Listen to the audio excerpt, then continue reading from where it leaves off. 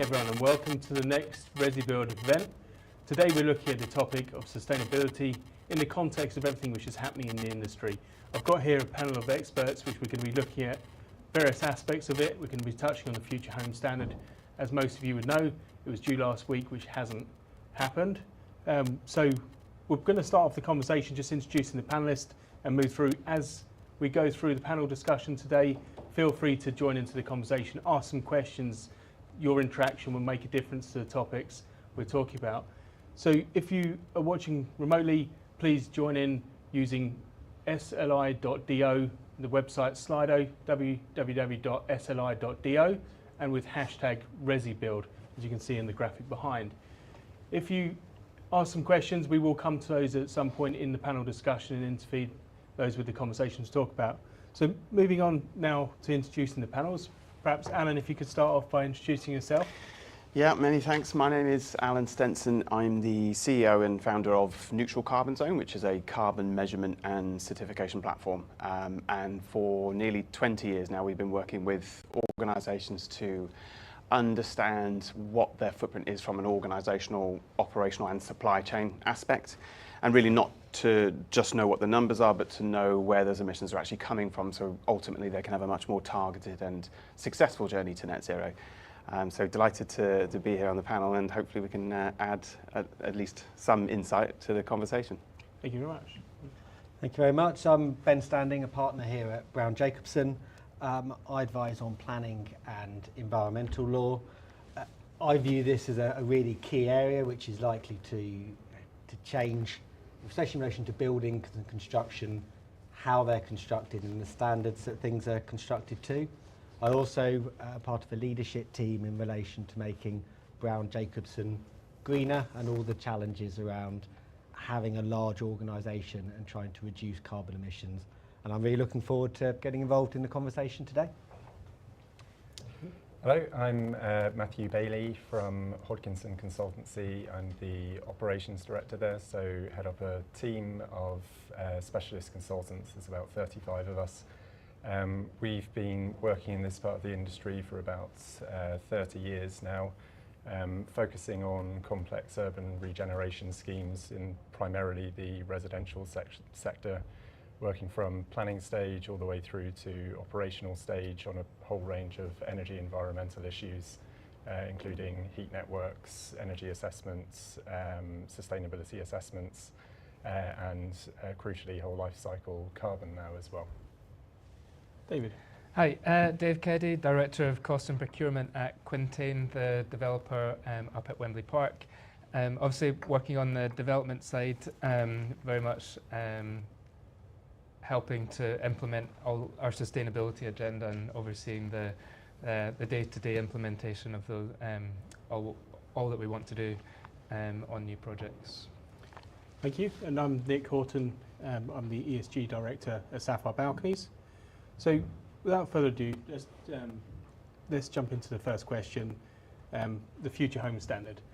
We've obviously seen that it's been delayed. It didn't come out. I did check again this morning just to be sure. But perhaps, Ben, Matthew, if you could perhaps start off by giving us your viewpoint. What does this mean? Is this that there's a genuine delay because it's being re-looked at? Is it just because of all the delays with everything else happening and all the other delays in the industry at large? What's your take on this? So from my perspective, I mean, when the Future Homes and Future Building Standard was announced, I thought this was a fantastic thing. The idea of getting operational carbon emissions down by 75 to 80% compared to 2013 standards by 2025 was fantastic. I thought this is something we should be doing. It's something we can do. The technology's there. I was slightly annoyed that it was going to take so long to bring in because the technology was there, but at least there was a date and it was reasonable and consultations came out. So it was that period of sort of optimism that things were going to be done to make our building stock greener, certainly from an operational perspective.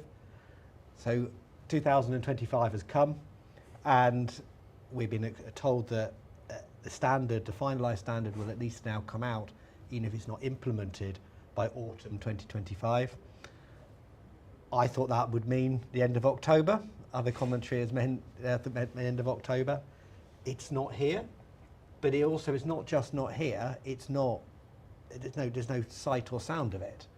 And when you see, you've got the planning and infrastructure bill coming through, you've got the housing secretary talking about how the environmental regulations are holding back development and how they're committed to 1.5 million homes. I'm concerned this silence is part of a bigger point, as it doesn't have the right message at the moment, that we should be encouraging building rather than putting extra burdens.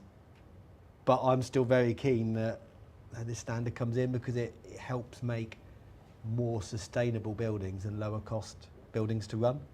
So hopefully we're going to get some good news. Hopefully it's going to come out, and then it's all about the lead time in relation to when it comes in. But I don't know, Matthew, if you've got any more information, but when is it going to come in? Well, Where's that crystal ball? my guess is that it will come out at some point this autumn, maybe pushing the definition of autumn somewhat into December. But then there's going to be probably quite a long transition period of at least 2 years before we start seeing people actually building to the standard, or beginning to build to the standard. I think probably the reason for the delays is very much as you've alluded to. There are so many factors at play at the moment. The three key ones, I would say, are the budget and the priority to get Britain building, or build, or whatever the latest soundbite is, conflicting with the priority of and the pressures on house builders already of their capital costs.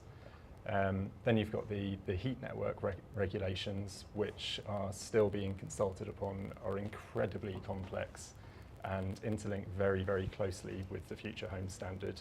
Particularly, I think the challenges will be seen on large master plan sites that are already half built, where you're going to get multiple standards at play simultaneously.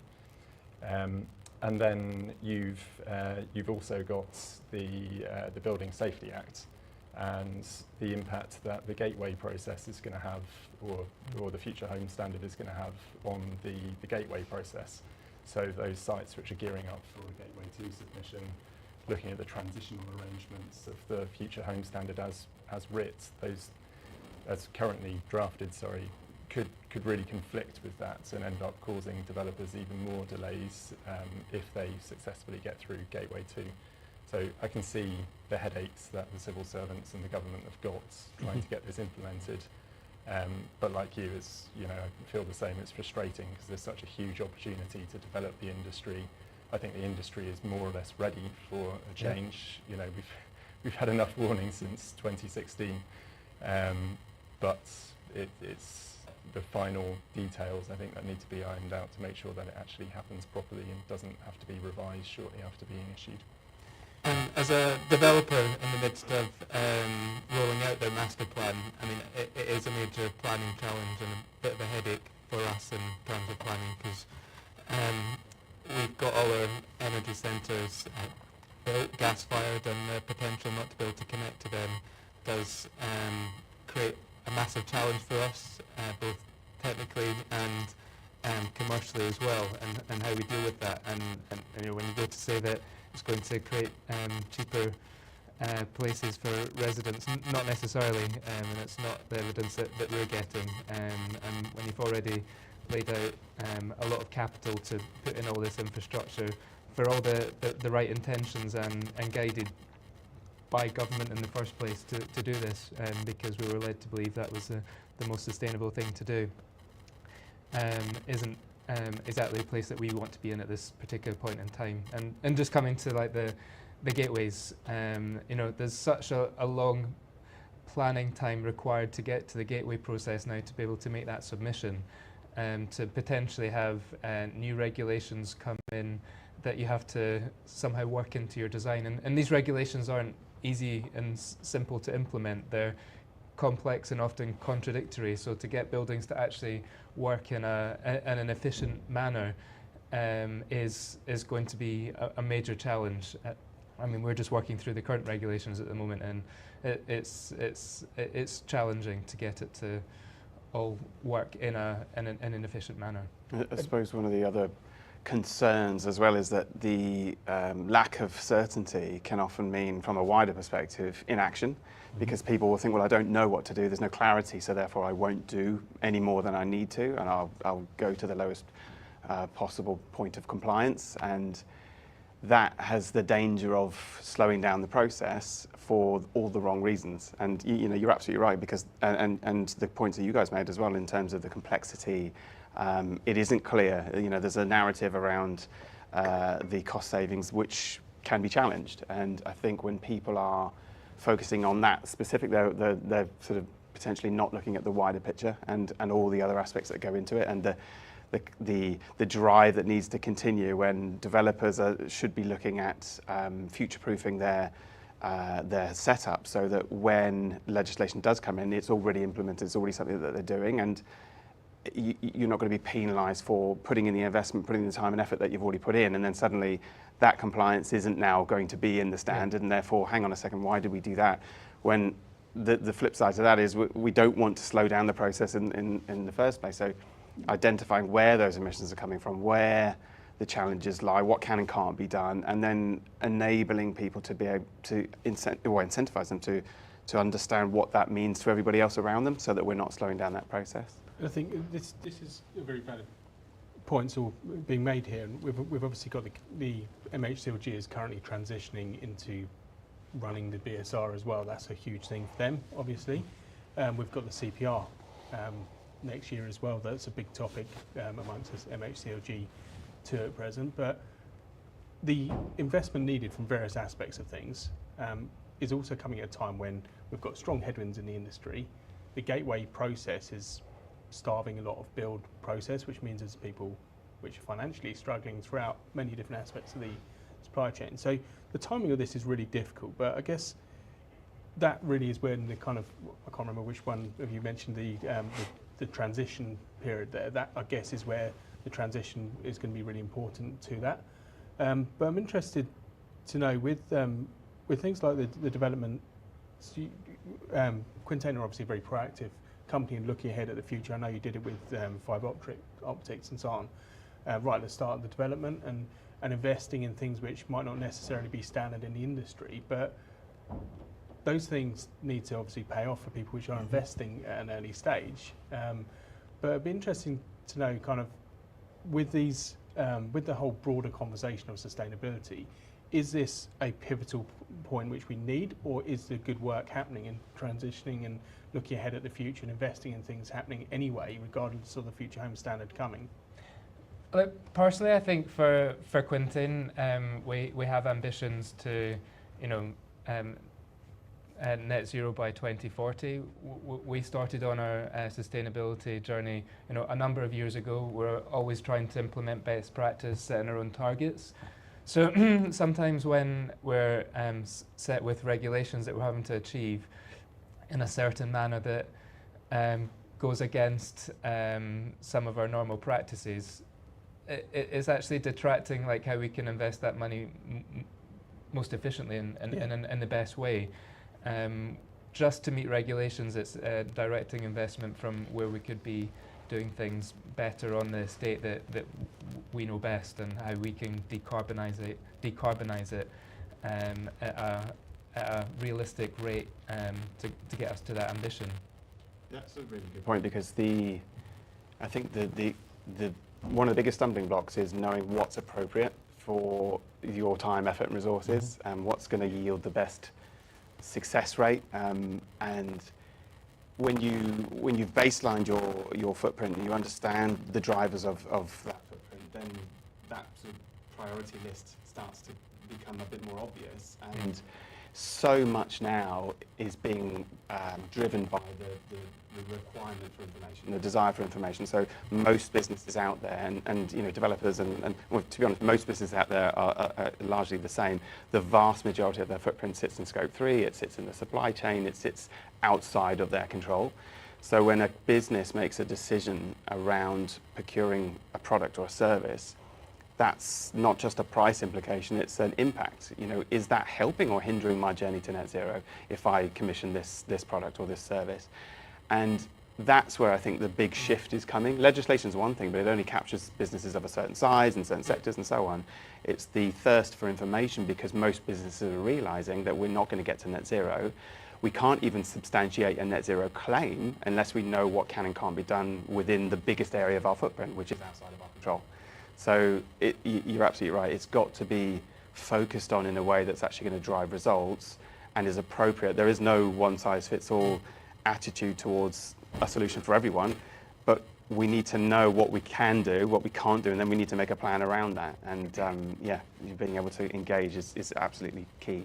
So from what I've been seeing, I mean, it's it's important that we don't say that everybody is waiting for the future home standard or the future building standard before doing good things from an environmental perspective. There are some really good players out there for the right kind of development who are already doing fantastic things. We're seeing heat pumps, we're seeing solar in the correct places, the alignment of buildings, we're seeing access to public transport, which is slightly different, but it's all about, there's good behaviours happening to make developments more sustainable. But it has to be at the moment on the right kind of development where there's the ability to charge a premium and being able to recover that investment. And what you really want is a level playing field, so that people have to do this, so that people feel they can invest and they know what to invest in. And it's the uncertainty point, which a number of you've mentioned, which I think is really important. If you don't know what's coming, if you've got to invest heavily in your supply chain to deliver it, it's actually really difficult to do so if you think the regulations might suddenly change. So your example about you had an area-wide heating, but it's heated with gas. Well, that would have been great practice not that long ago. Yes, but you've had to invest to get there, and that's the problem. There needs to be certainty, and it needs to then stay where it is, so that people can invest and work out how you can do it efficiently. Because it isn't just about reducing carbon, it's about making sure you've got the correct incentives to do it. Because if you don't make this workable, if you don't make it actually work from a market perspective, eventually there'll be so much pressure against it that it will have to buckle. So the key thing is to make something which reduces carbon and is self-enforcing because it makes sense and people want it. And to do that, I think you probably need certainty. Certainly my clients, when I speak to them, they're most annoyed not about having to do some of these things, but being unclear about what is requested of them, and different local authorities requesting different things, and it just becomes difficult from a planning perspective.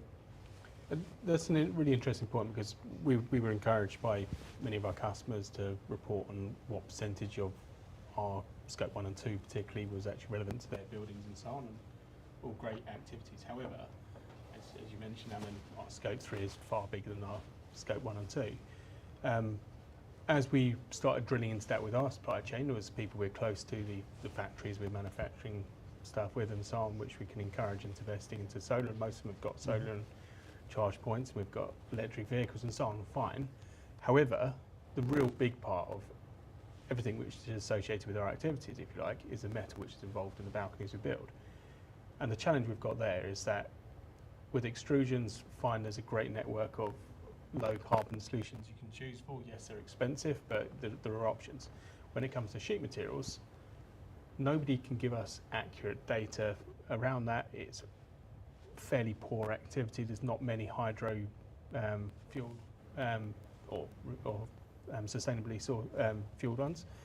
But the challenge is that we don't have the ability to influence those people, because they're far bigger than us. We're such a small part of that overall piece of the puzzle, if you like, and so is construction as a whole, that really it's only the wider things like CBAM in Europe and so on which are making people sit up and go, well, if I've got to send my car manufacturers or my white good manufacturers this, I now need to be serious about the data collection. I think that is obviously an external influence, but data is a really key part of being able to understand that, and I'm sure you're a big advocate of data, Alan. I guess, how do we make sure that we're collecting and guiding meaningful data in the context of construction decisions which we're making? Yeah, it's got to be done in a way that's relevant to the person buying the product or buying the service. And I think there's a growing understanding that we're moving in a direction, and regardless of legislation standards that come out and political uncertainty, you know, that we're still moving in a direction, and that requirement to provide valuable and insightful information is only going to increase. And the businesses now that are embracing that and not seeing it necessarily as another thing they've got to do, they're seeing it as a commercial advantage to implement sustainability into their offering but provide the insight. So we're getting a lot of clients now that are doing client-specific reporting. So when they work on a project, they're running a life cycle assessment to isolate the specific information around the impact of that service for that client on that site. It's that level of granularity that's starting to make a difference. And if 80, 90% of your footprint's in the supply chain, and your supply chain's full of suppliers that are saying, when we work for you, this is what the impact is, this is where it's coming from, this is what we're doing about it, and this is when we're going to get it to net zero, then you can substantiate your own targets because you know what can and can't be done, and you know what time frame is going to happen. Other than that, most businesses are really setting a statement of hope. We hope to get to net zero by 2045 or whatever the date is. They don't necessarily know if that's possible or not.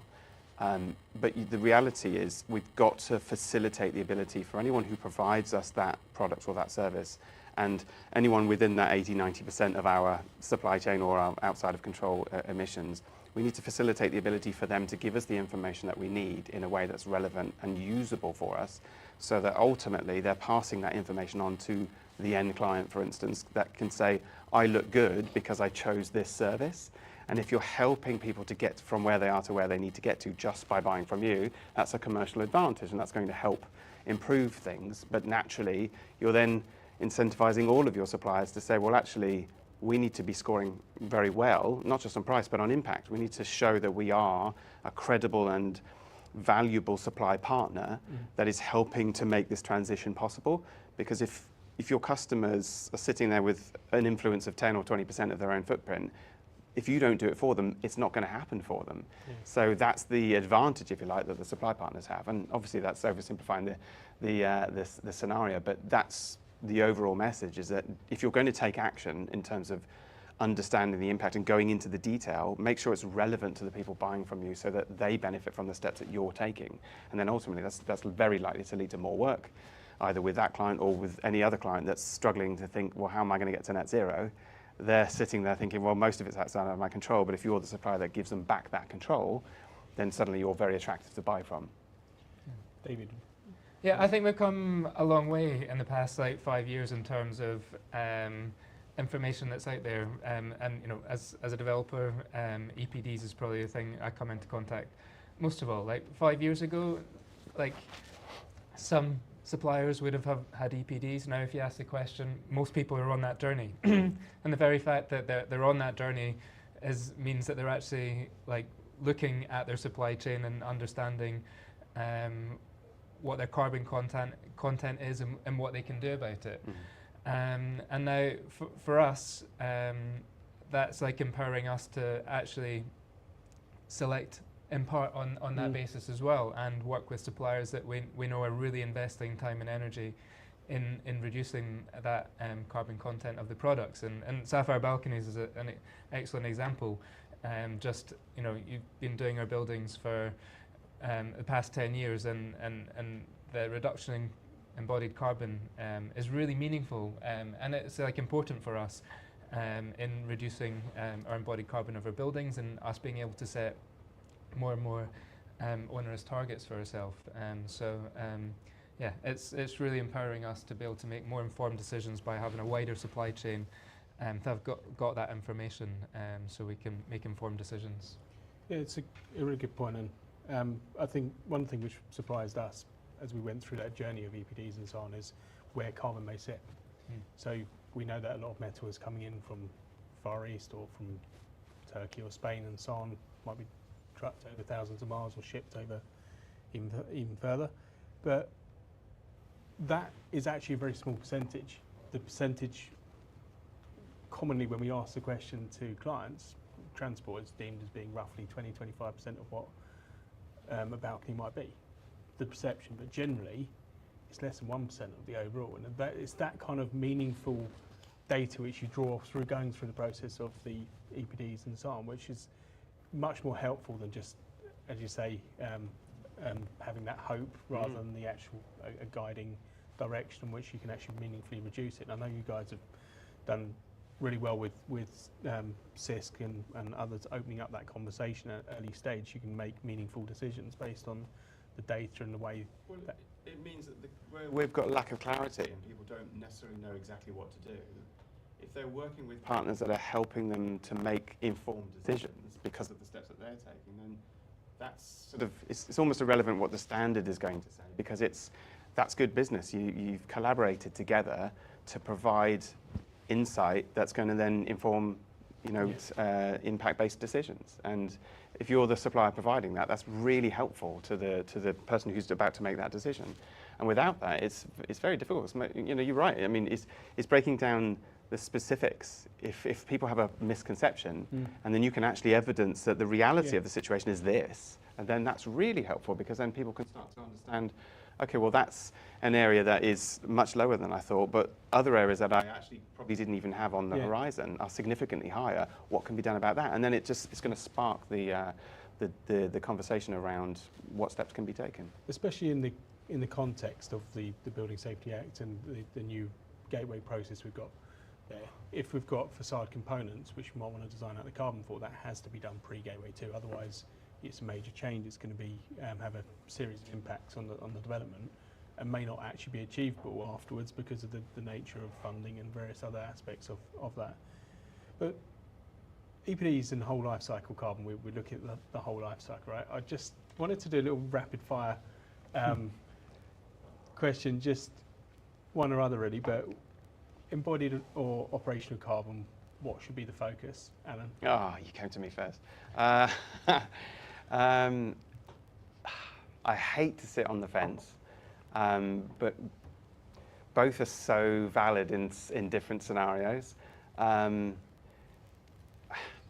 think it depends on where we are. So embodied in carbon now is arguably the biggest challenge.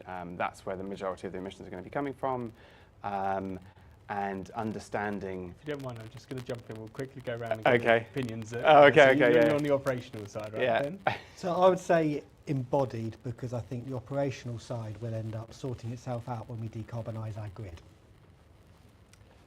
I would almost entirely agree with that, but we need to watch out about the impact of relying on the grid. So watch our energy use intensity to make sure that we're not building unnecessary add-ons to the grid, substations, reinforcement. So balance embodied carbon in the building with embodied carbon on the wider network. Okay. Well, I work on the development side, so it's got to be embodied carbon. But we do try and keep our eyes on the operational. As I said, we've got a gas-fired DHN, so we never do very well on that side at the moment. Hopefully it will become decarbonised, or it will become decarbonised at some point. But yeah, the energy use intensity is a very important point, and something we've got we're always keeping our eye on. From my point of view, I think embodied carbon, particularly in our niche area, if you like, a lot of the decisions made can only be made now, but also a lot of the decisions we make which benefit the embodied carbon also improve the operational through, for example, the removing thermal breaks. So as a result, I'm in the embodied carbon camp as well. But Alan, be interested on the point you were just about to make, sorry to cut you off. No, there's so many perspectives that you can take, but when you're looking at the bigger picture in terms of global building stock going to double by 2050, and we're going to, but also many of the homes or buildings that are in existence now will still be part of that global building stock. So we have to improve the operational efficiency because the embodied emissions have already happened. But at the same token, embodied is so important because the biggest emissions driver is production of concrete and steel. So we have to be pushing change within that, particularly if I mean, I saw a stat, I think we spoke about this before, where we were quite literally building the equivalent of a city the size of Paris every week. I mean, it's an insane amount of development. So with all of that material, and particularly with, you know, tall buildings, for instance, it's very material heavy, and that's going to require real change within that. And there's all sorts of fantastic technologies coming out. The fabric of a building, the concrete or bricks of a building will be potentially able to generate and store its own energy. And when that happens, buildings won't even be connected to the grid. I mean, it will just be a huge reduction in embodied carbon. But at the same token, you know, in order for these for this to be in a situation where we can monitor things moving forward, then the operational side of things is, you know, arguably at this stage 50% of the footprint of the building, and that has such a knock-on effect in terms of all the services that are provided. So the built environment is such a huge part of our global emissions story, but the reach of that is so wide, and education has to come in. You can have an efficient building, but, you know, the occupancy of that building could negate a lot of the efficiency that you've put into place, which is a challenge. People need to understand the why of we've done this, and because it means this, and therefore, you know, this is the result, so that they you know, more engaged with it. But also, you know, when you're looking at generating you know, creating buildings, we need to understand the full impact of that and what goes into it. We've had literally clients who have commissioned a full life cycle study for the extraction of stone from a quarry in Portugal, right the way through to, you know, the processing, refinement, packaging, delivery, right the way through to a central London site where the build was happening, because they wanted to provide that level of granular detail.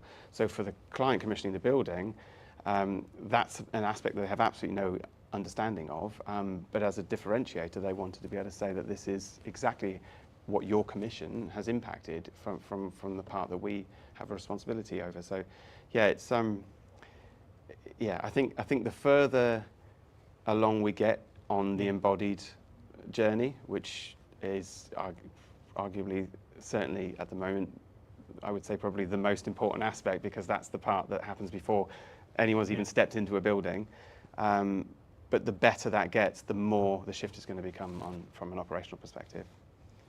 What do you think barriers are for embodied carbon then, Ben? So this is, as you were talking about, it's really interesting about accounting for different suppliers account for things in different ways, and maybe that's something we can touch on later. But from my perspective, being very much in the planning regime, the question comes back to whether or not, you know, it is, should we be demolishing buildings and building new buildings, especially we're sat in London at the moment. You've almost got to demolish things to build some of these lovely skyscrapers I can see around us. But should we be doing that, or should we be, should a planning system have a presumption in favour of reusing buildings? And I think there's a real discussion to be had. If we're focusing on embodied carbon, then one way of reducing embodied carbon is to reuse some of our existing stock. Not necessarily housing stock, but building stock for a purpose. But is that sustainable? Do we know how to do it? Is it going to cost too much? There's lots of questions. And some local authorities, I think the City of London in particular, has introduced policies in relation to having to establish that there is a real need to demolish a building, and understanding the carbon that would be embodied carbon for retrofitting a building compared to building a new building. But are we just then putting more complexities in a planning regime that everyone seems to be saying is too complicated? So I haven't really got an answer to that, but I thought it was a really interesting thing where is the planning system going to go down a route whereby you've got to run all these assessments to know whether or not you should reuse buildings or not. Matthew, what's your... Yeah, so we're at the pointy end of that discussion in terms of the assessments that have to happen at planning stage, and it's tempting to say it's too complicated. You know, you see the toing and froing on the M&S case, for example, some of that is to do with the assessments and the sort of detailed analysis that followed the initial strategic review of the embodied carbon associated with retrofitting that building. So it's tempting to say, well, it's just too complicated. You'll never know until halfway through stage 5 whether it was a lower carbon option to refurbish the building instead of demolishing it and rebuilding. But actually, that's, that is too easy an answer. And like anything else, previous transitions through building regs and other standards, we just need to upskill the industry, and we'll have to go through some pain with very long, drawn-out assessments and knowledge developments on particular sites. And I think, the work that, Islington, Camden, City of London, Westminster now as well, they're all encouraging this process to happen. I'm sure there's lots of other local authorities that are as well. The work that they're doing is essentially trailblazing. And over time, and I think it will take years to do this, the industry will upskill and will get more experience, and we'll be able to identify far more quickly whether a building is worth refurbishing or whether it really does need to be demolished. So one of the things which we're seeing in the Netherlands is there's a massive focus on the reuse of buildings, but that's not necessarily the reuse of a building which is 40, 50 years old, 60 years old, whatever that age may be, but also looking at the reuse and the scoring systems they have and so on to reduce the amount of buildings which are designed now in a way that is efficient to build but doesn't consider the reuse of that and the material passports and aspects around that. So there's a much more of a focus on that in the Netherlands and in Europe more generally than we tend to have in the UK. I'd be interested in your thoughts, Dave, on this one, but is there more we should be doing in the UK to actually consider when we're building a brand new building today, make the assumption it's being built on a car park or something at Wembley, is there more we should be doing around considering the reuse of buildings in 6 years' time or so when they may be kind of at the end of their design life? Well, predominantly working in residential, you don't see many residential buildings being brought down or upgraded for reuse. They just kind of exist in perpetuity, apart from maybe a certain particular stock. So, I mean, it is certainly something that we're increasingly trying to consider on our buildings in terms of an element of flexibility and circularity and deconstructibility. But it's a difficult thing to plan and conceive like 60 years before the event. So it's definitely not the focus. I think there are certain parts of the industry that something like that is more, they should be thinking about it more, like commercial offices, industrial, things like that, where the shelf life of a building is probably going to be shorter, and there is like a lot more refurbishment going on and upgrading. So it's an incredibly important aspect, and I'd be interested to know, Matthew, if we perhaps start with you on this one, but with with embodied carbon, what do you think the biggest barriers for that becoming better is generally across the industry? I think one of the biggest barriers is we're always looking back, probably about 6 months. So we're using EPDs, which is brilliant, and there's a lot more data available to us, but it's historic data. We're not looking forward to see what's happening in the wider industry. So, for example, there are decisions being made strategically about the use of concrete and steel at the moment, which probably aren't fully considering the source of, say, GGBS, which is a fundamental part of the decarbonisation of concrete at the moment. Meanwhile, we're shutting all our blast furnaces in the UK, and that's going to become an increasingly rare commodity to use.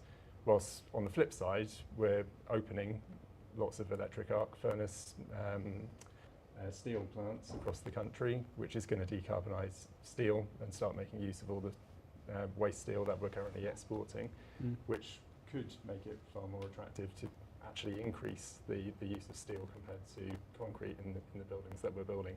So that's probably a fairly badly presented example, but the point is we need to look forward and speak to the rest of the industry and step outside of the construction industry, speak to the energy industry, the steel industry, concrete as well, or cement, and find out what's going to be happening over the next 5 to 10 years.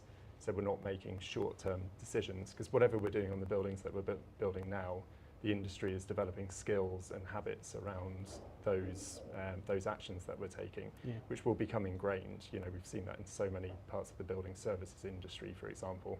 What we're doing today is what we were doing 10 years ago and being encouraged to do 10 years ago. It's like turning an oil tanker once you've locked into that. So if we decide now that, you know, using a certain concrete mix is the best thing to do in a building, in 10 years' time, certain structural engineers will still be recommending that, even if the industry has entirely moved on from that. Yeah. Dave, what do you think the biggest barriers are to embodied carbon?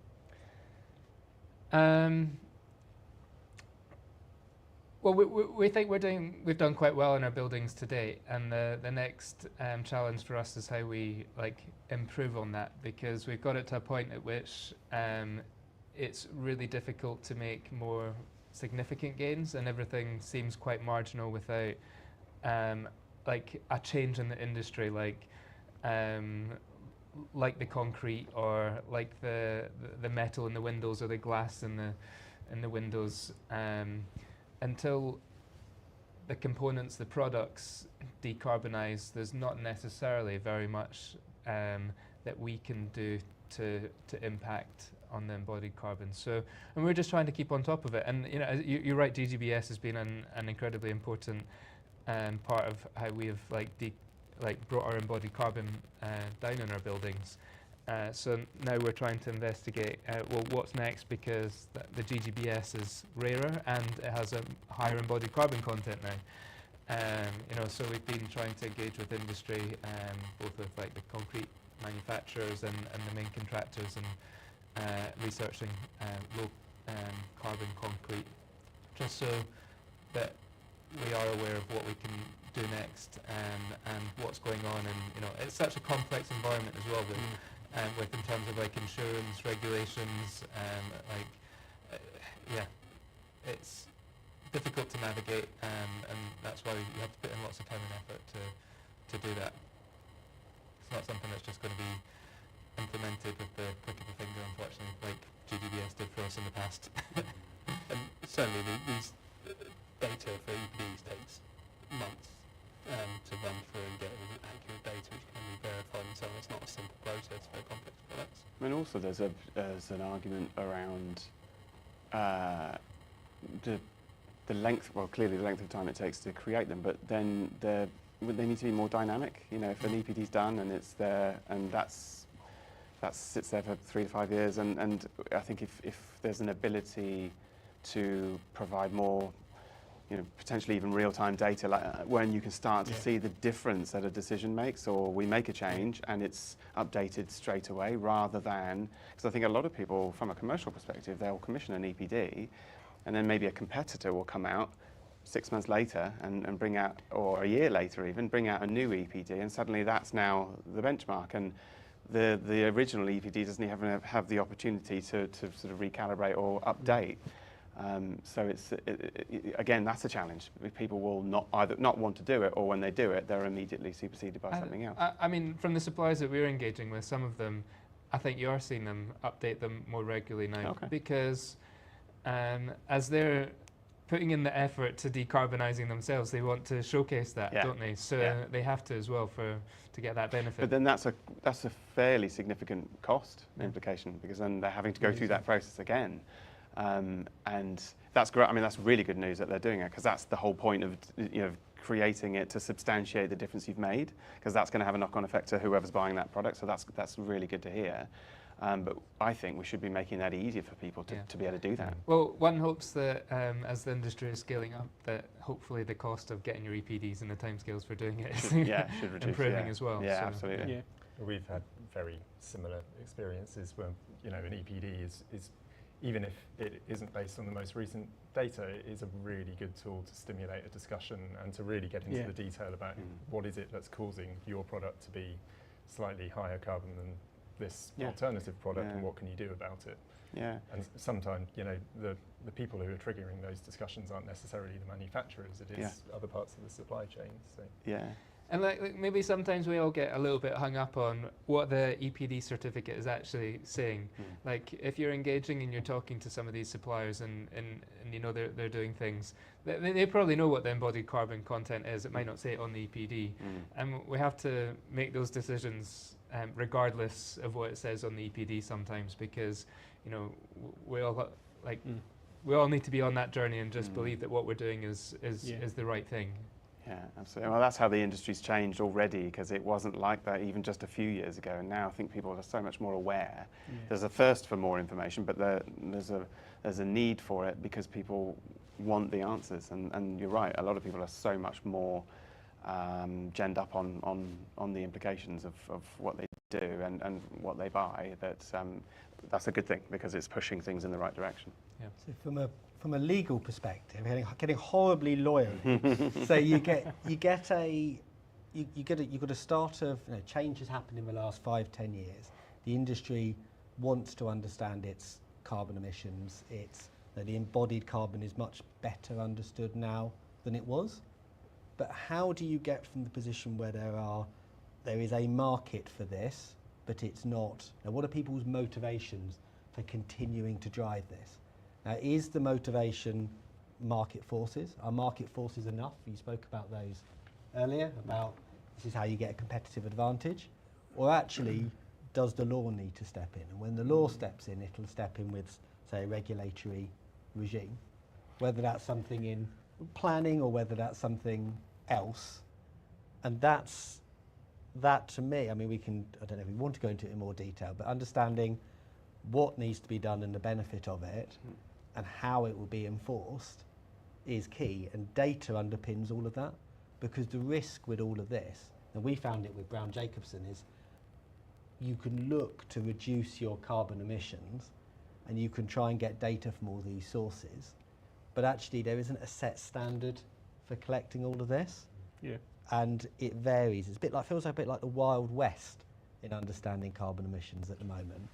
And it's how you deal with that is, I mean, I feel this is the start of a much bigger conversation, but it is, at the moment, lots of people are doing lots of good things. But at some point, it feels like it needs to get put into a regulatory regime, which will then need to set standards, which may not be perfect. I mean, people get worried about greenwashing because you could be doing lots of great things in one aspect, but not in another. And people might then attack your credentials, but you shouldn't you shouldn't try and be perfect. You just want to be good. You want to have things moving forward.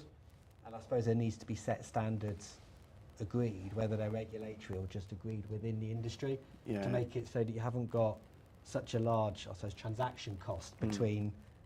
A lot of time is being spent analysing all of this. It's a really, really good point, and it's one that needs to be dealt with so carefully, because the regulations, definitely has its place. And you're right, you can't have a Wild West. You can't have people greenwashing or green wishing, as it's often being referred to now, or even green hushing. And it's got to be done in a way that doesn't disregard a lot of the good work that some people are doing, and it's a really tricky balance, and it's one that, done incorrectly, can actually detrimentally affect your supply chain, in a sense, because you might be stipulating everybody has to have this standard, and that actually might not be appropriate. So you might have suppliers that are doing some fantastic things, but suddenly they're looked as not doing enough, even though they're probably doing even more than the standard would require of them. But you are starting to see drivers that are going far beyond the laws and the regulations, where the NHS, for instance, they've set their net zero targets, 2040 for them and 2045 for their supply chain. But the reality of that is that by 2030, those suppliers, if they want to remain on the framework, have to demonstrate their decarbonisation journey is in line with the NHS's plan.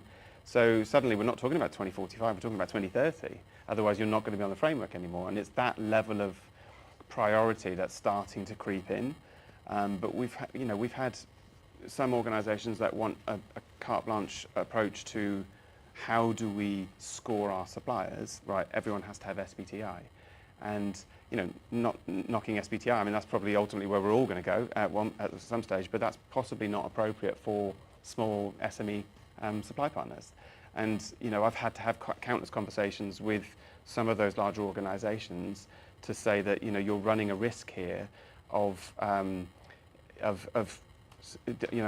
scoring down suppliers that are actually probably going beyond an SBTI commitment with all the fantastic things that they're doing, but you won't recognise it because it's not the stipulation that you've created. So it's got to be done really carefully. I mean, even SBTI has its, because the way it's formulated, it basically says, get a base year, cut 90% off, offset the final 10%. That's a bit basic, but that's how it looks at. If you're already performing really well because you've been a trailblazer in this, and then you've decided to get it, getting science-based targets is much harder than someone who's been dragging their feet and their base years have got a lot higher carbon because it's not much more low-hanging fruit to go for.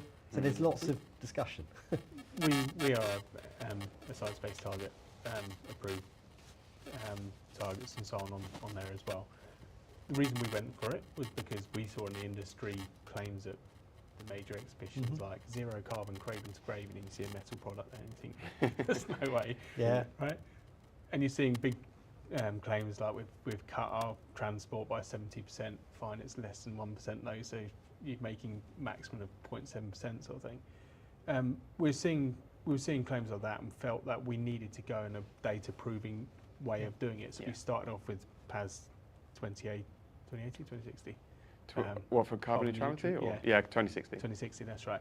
We started that and realised that actually it wasn't really taking us in the direction we wanted to go, so we went to science-based targets and we had that evolution there. But we realised that EPDs were ultimately going to make the big difference, because science-based targets for us as an SME is focused on scope 1 and 2. Scope 3 is where we're making a difference for ourselves. Really, that's where the carbon sits, and also where it makes the biggest impact for our customers and so on. I do think that a lot of the marketplace, there is a competitive nature about kind of getting EPDs at the moment, of kind of companies adopting them to make sure that they're staying up with what competitors are doing. And I don't think that's a bad thing. I think it's a good thing that people are doing it. Although when the system starts getting gamed, and I know other consultants have found, I don't know whether you've found this as well, but some have found that people will use footprints and then they'll round it up to say 6 square metres, whereas to kind of cut the carbon below what a competitor's EPD is, or other people include one bit but won't, and so it's not very meaningful and easy to compare. I don't know if that's something you've found.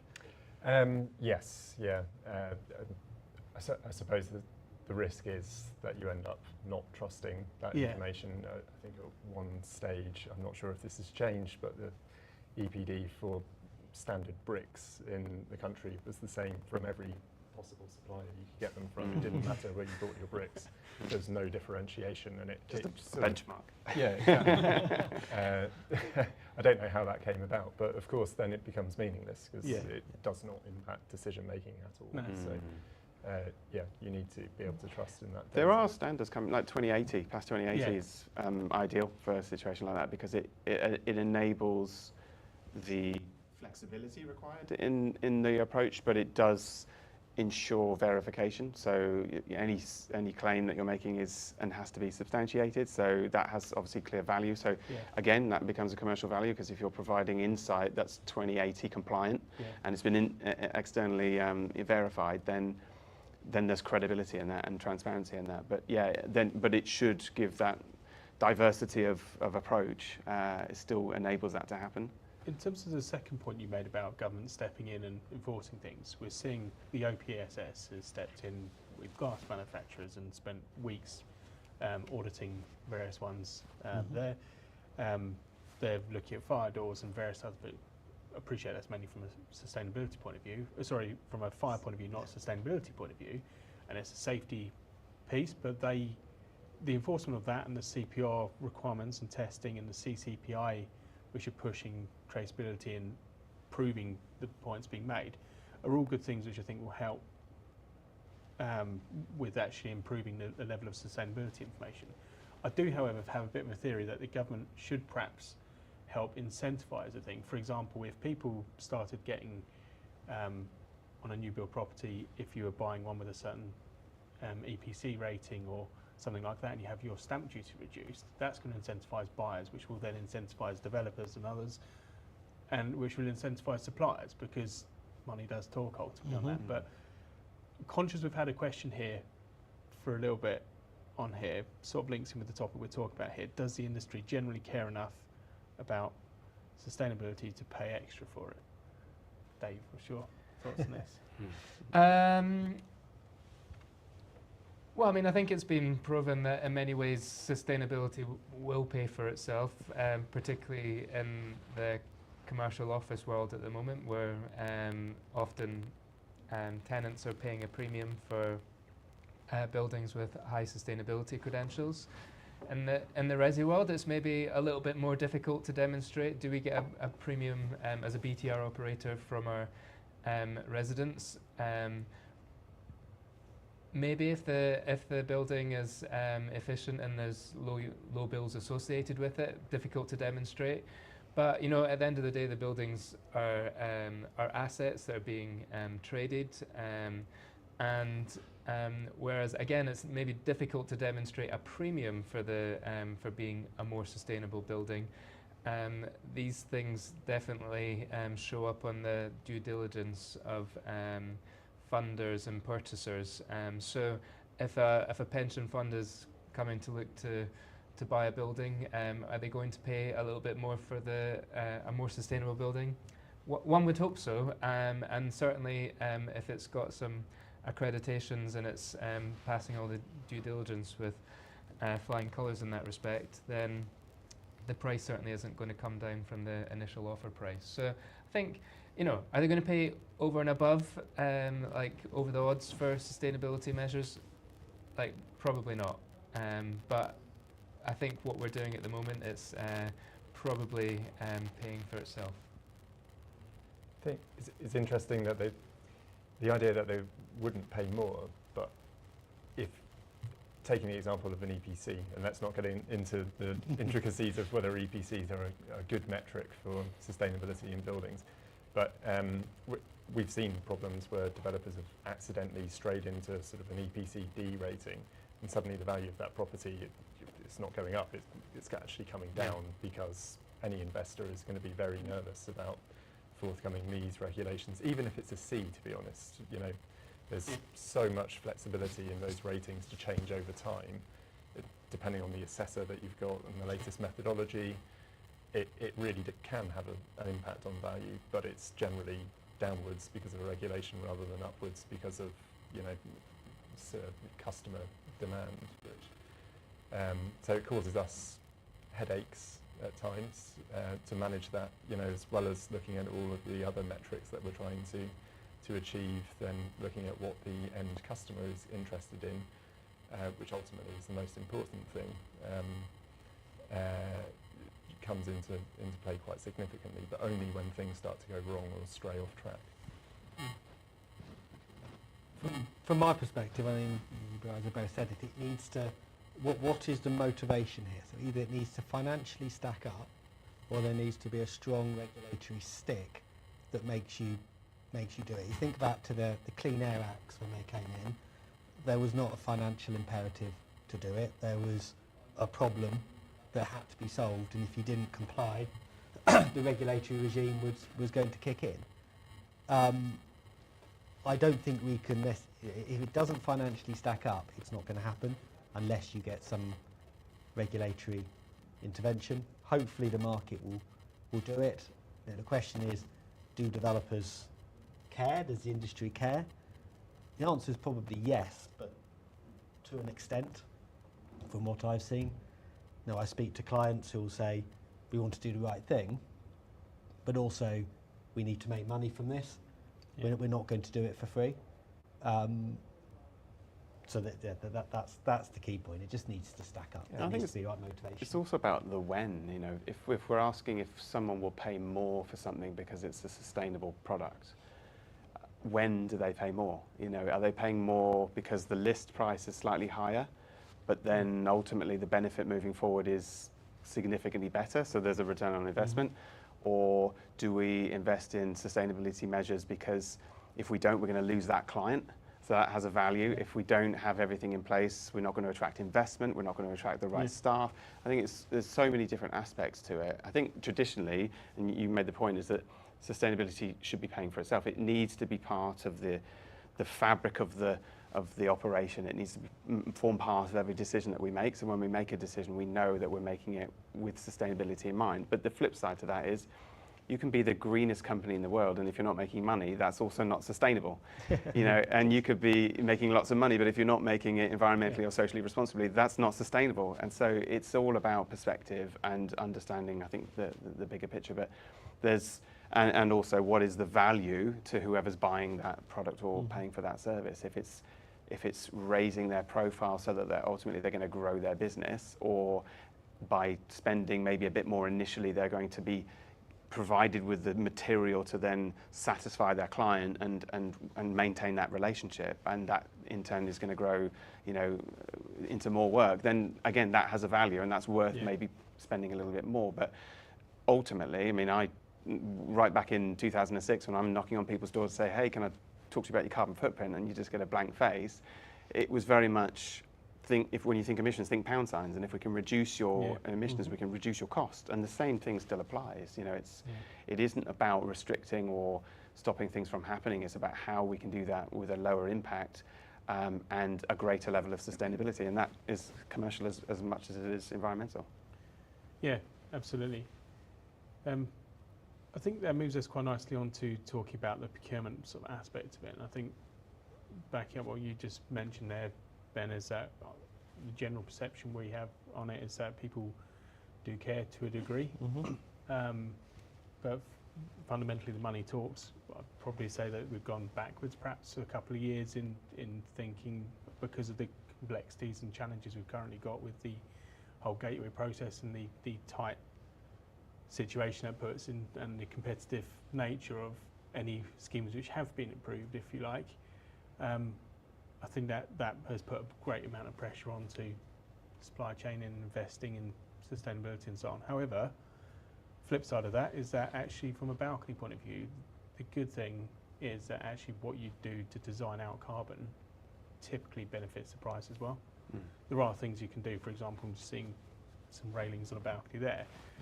Yes, you could change that to a hydro-fueled one, but the cost increase of those extrusions is quite expensive, and there's very few people who will pay for that.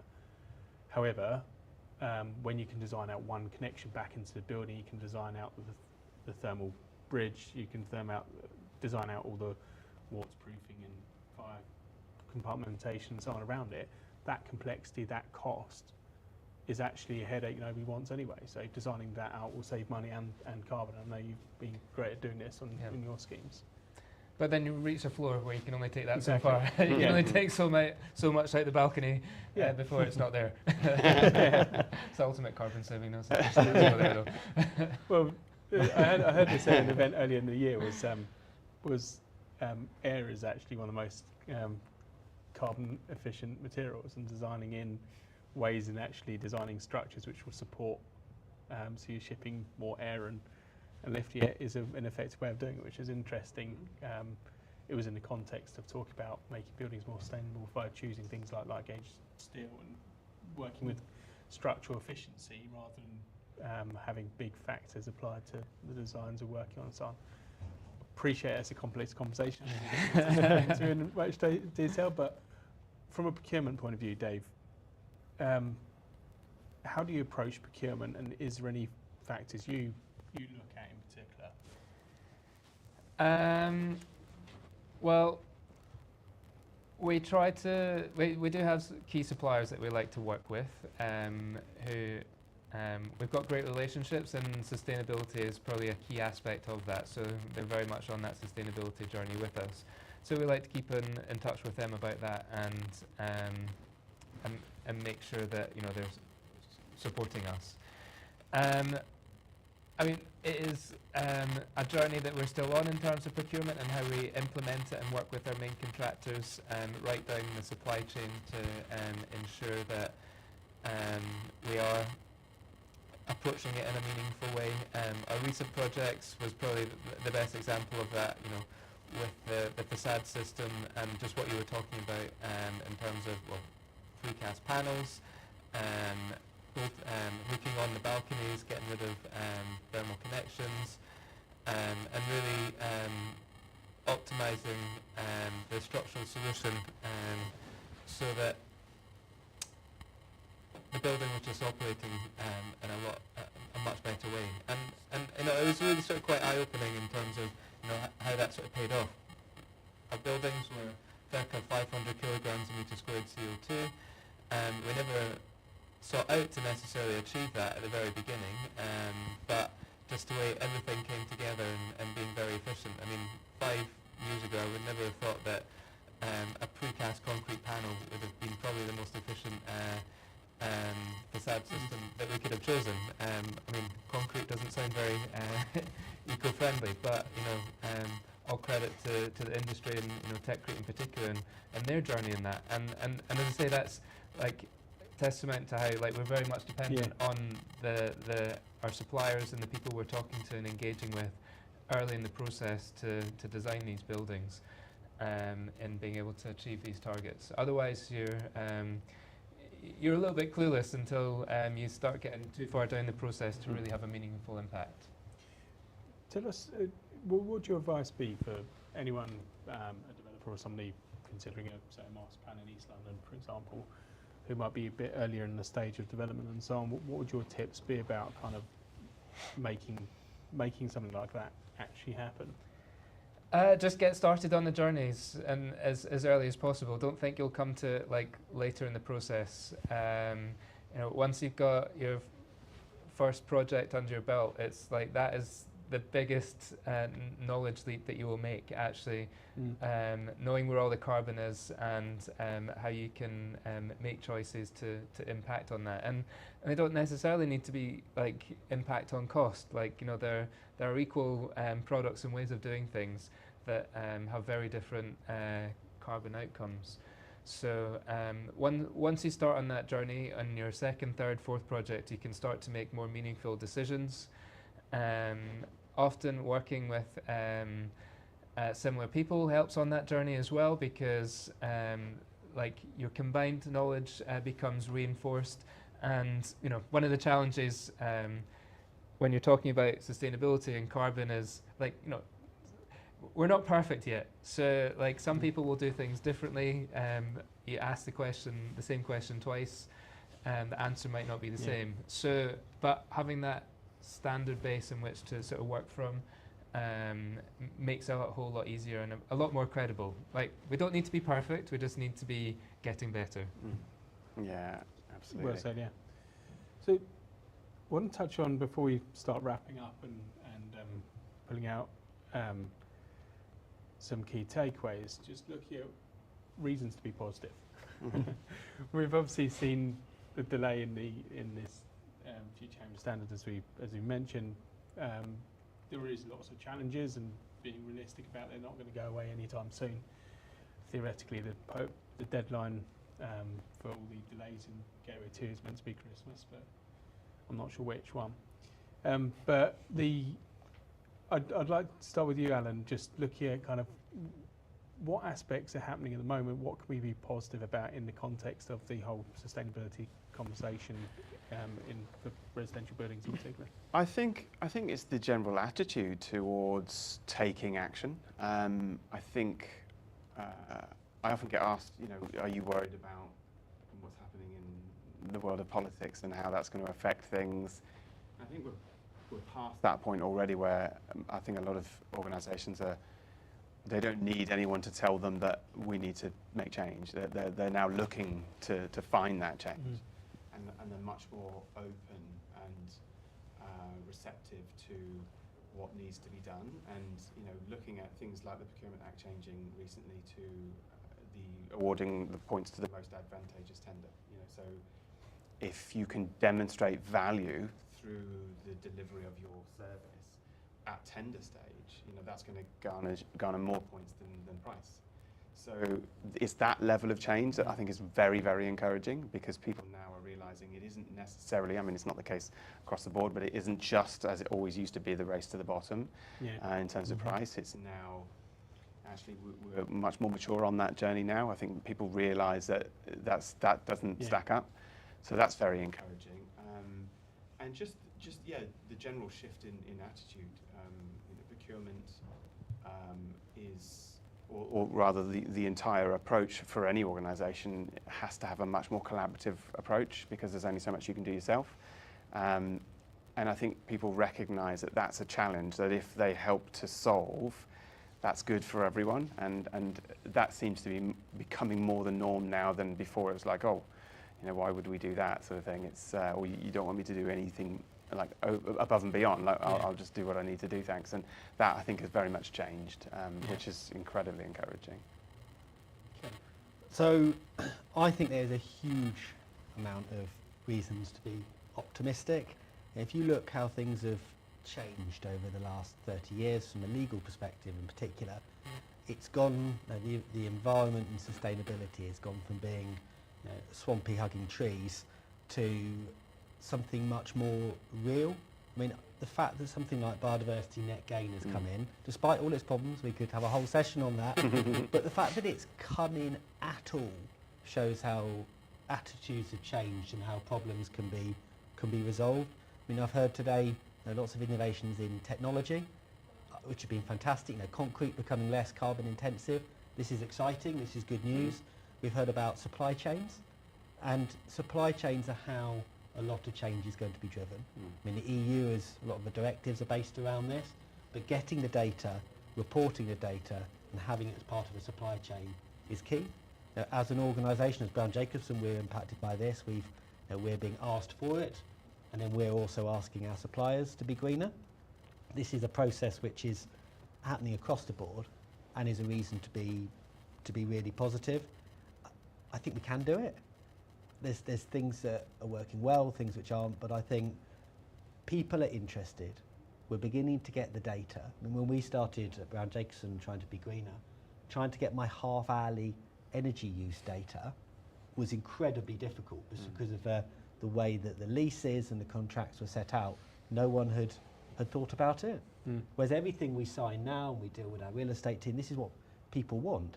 People want access to the data because it's relevant to them from a marketing perspective and from a procurement perspective. So despite what could be happening on a sort of global level, despite local politics going on at the moment and some maybe some rhetoric against sustainability, overall over the last 30 years there's been huge advancement, and it's about driving that conversation and change now, and opportunities. There's a lot there, and the opportunities are exciting. Yeah, I think in terms of being optimistic, it feels like we're emerging from 3 or 4 years of absolute chaos. And I don't think we're quite out of it yet, but you can almost see the end of it. And we're getting far clearer signals about what's going to be required over the next 10 to 15 years. Yeah. And what that's done, and part of the chaos actually has driven far more engagement across the industry, whether it's our own staff within my practice, our clients, the supply chain, etc. And I've seen far more sort of questioning of the status quo, as particularly as regulations have become out of date. They get questioned more, and there's far more engagement, particularly with between clients, the regulators, the planning authorities. There's more of a realistic conversation going on about what can be built for the available budget, and what does the industry need to do to react to the forthcoming regulations. So it feels like we're in a far more mature position. There's still plenty of detail to be ironed out, but we've got heat networks regulations, future home standard, the gateway process being sorted, MEES coming in before the end of the decade, or being implemented on residential buildings. All of that, you can actually see an end date now, very much more clearly than 3 years ago, when I think even then we thought 2025 is not going to happen. So yeah, I think we're at the end of a period of uncertainty, and we're going to be in a far better position in the next 12 months to actually just drive forward and start actually implementing some of the things that need to be done. Thanks, Matthew. Dave? So probably touching on a theme that I've mentioned throughout is probably like critical mass of information, whether it's the number of EPDs, the number of like specific experts working in sustainability now, the general level of knowledge of everybody across the industry knowing about sustainability has like moved up a level, so that there's just both a critical mass and a momentum going in a much more positive way to be able to have conversations around sustainability just as part of everyday meetings now to make sensible decisions. I think that's for me how like conversations that aren't sustainability related have a sustainability angle to them now. So I'll even admit that that's sometimes influenced by regulations as well. So everything is, I suppose, coming together in a much more positive way. I think for me the couple of key positives is that we're seeing way more conversations even over the last 12 months than over the last 3 years probably combined. The amount of people which are coming to us asking us intelligent questions about carbon is great. 2 years prior to that might be more like conversations about recycled content, and prior to that might have just been transport related or just generally sort of vague questions about sustainability. And we're seeing much more intelligent questions come, which is good. Personally, in our company as well, I'm quite excited that we've got the R&D team. Two of their key things they're working on at the moment are new carbon related ones. So I'm not allowed to speak about it at the moment, but so sorry to dampen it, but that's something I'm quite positive about, both from a balcony connection and also the balcony itself. So yeah, having that input, watch this space. Want to kind of move on to some really quick fire questions, maximum 10-second answers here. One myth which we should drop, Alan. The cost myth. Can't do that because it's going to cost me too much. There's only one way of reducing carbon. That's low carbon equals low cost. I have to agree. The cost myth, done sensibly, not. Did you mean operational costs? Yeah. Oh. Sorry. I meant both. Yeah. Okay. For us, transport being a big area of focus for a carbon point of view. One practice we should adopt next week. Engagement. We have to. We have to. I think you mentioned it earlier. Start as soon as you can, but engage with it. Don't do it as a tick box. Like actually implement it, engage it, live it, breathe it, because that's the way you're going to drive success and see the value of it. And really linked to that is publish your environment sustainability data. I'd love to see everyone having to publish what they do in one place, just so we could all have a look at it and we could all learn from each other. Yeah. And that. On a similar theme, far more intelligent identification of what data points we actually want from buildings. Just try to make small steps. For me, collaborate, because those bringing together multiple people comes out with a better outcome. One action that would make 2026 a better year from a sustainability point of view. I'm going to throw in the Scope 4 bomb. Scope 4 avoided emissions. Substantiate your claims so that if somebody's making a decision, you're making it as easy as possible for them to understand the decision that they're about to make. A helpful taxonomy so that it's easier for us to actually declare if we're green and compare ourselves to our competitors, because it's so uncertain at the moment. That would be great in 2026. Maybe stepping outside of the construction industry bubble and thinking more economy-wide, how we impact the rest of the economy and vice versa.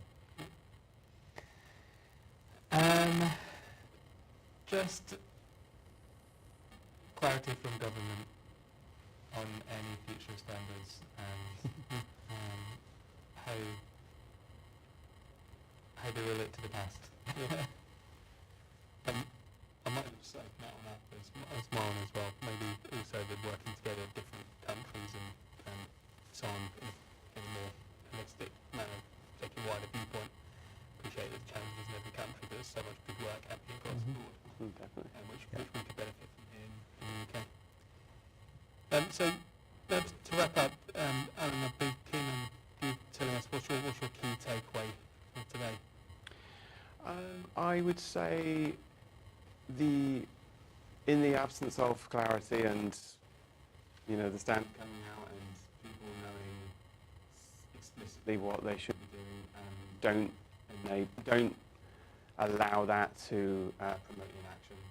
If we're moving in the right direction, and small steps are absolutely key, it doesn't have to be perfect, but there are ways to approach this that give your success rate a boost without going down a rabbit hole that you're going to regret maybe further down the line. It's understand what can be done, what can't be done, setting a plan so you've got an actual strategic and appropriate approach to achieving what you need to achieve, and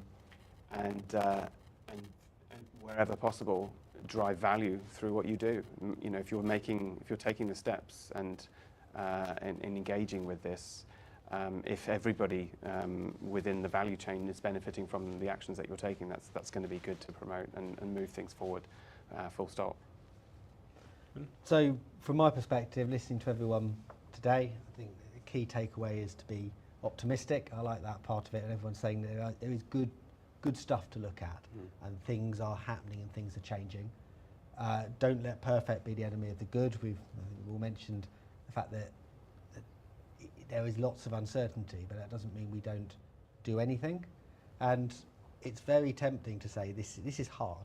So it's very tempting to say this is hard. There's lots of factors. Let's not do anything. Yeah.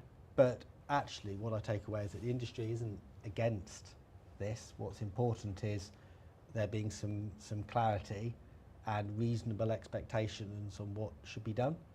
And things are being done, and people should jump in and take advantage, try and shape the regime, promote good practice, look for commercial advantage.